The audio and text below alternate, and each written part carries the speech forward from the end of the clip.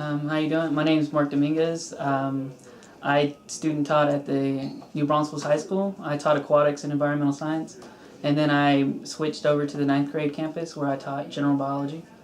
And I'm gonna give you a bunch some advice.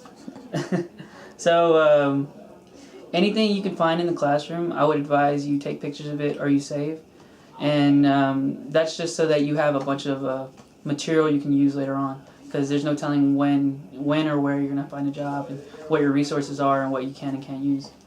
From that material that you find, create new assignments, and go online and find as much material as you can pertaining to your subject. Always attempt best practices, and as Dr. West I'm sure has told you, use research best practices and make sure you follow the three concepts or the three. I can't even. Principles. Three principles. It always messes me up. I always mess up. Stay healthy, and by that I mean find a way to vent. If you have to talk to your mentor or Dr. Wet or whoever your supervisor is, and make sure you stay in contact with your colleagues. That way you can vent and let them know how your day is going. It's better to always talk to somebody about it rather than just typing it out. I found that was very a good outlet for me to vent about my day and kind of reflect and see what I did wrong and what I didn't do. I mean, what I did well. And I also started working out again, so that definitely helped a lot. I felt a lot better. I could stand on my feet all day. So make sure you stay healthy, and both mentally and physically. Ask for help. Ask your colleagues for help. Ask your supervisor for help, and your CT, your cooperating teacher. Always ask for help. It is not just your cooperating teacher, it's the whole group of teachers in that area. For the most part, at the high school, most of the teachers get together and they help each other. They talk about all the assignments that they've done in the past, what worked, what didn't work, and what they should and shouldn't use. So reflect, I already said this, but reflect from class to class. I remember there were some parts or some lessons I would give, and I would say something really inspiring or thought-provoking. And then the next class, it was just gone. I should have written it down. So if you can, do what you have to. Write it on your hand. Write it on the board. Do what you need to do to reach these kids. And be excited. Be very excited. Talk like you want to be there. You want these kids to grow in more than one way. You don't want to be that boring teacher that gives worksheets and the kids learn nothing all day.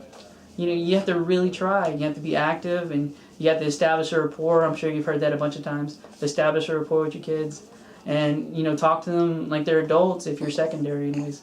So be honest, talk to them like they're adults, and they'll really respect you for that. I know some of my kids, they like talking to me just on a one-on-one level. It doesn't even have to be about school.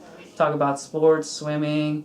We talk about trucks. I know nothing about cars, and they love talking to me about cars. But you have to show some interest in what they like.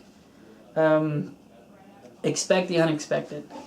I have quite a bit of stories of just things going awry in terms of technology. So always keep hard copies if you're going to be giving a presentation for any evaluations that you might give throughout that day. Record yourself as much as possible. That way you know what to correct. I need to stand over here when I say this, or I need to be louder when I move to this part of the room. It's those little things that really make a difference. And some advice from my CT. He said, be stern, because I came in and I was very forthright and strong in my speaking. So even if I was wrong, I would allow students to stand up or talk and give their opinion, and then my CT would come in and correct me, or I would correct it in the next period. Let them know you're the teacher and that what you say goes. If you bend the rules for one student, then some people are going to see that, and word's going to get around, and you're going to lose all credibility. So stay true to your word. Let them know you're the teacher, and you stay in charge. And I already said establish a rapport.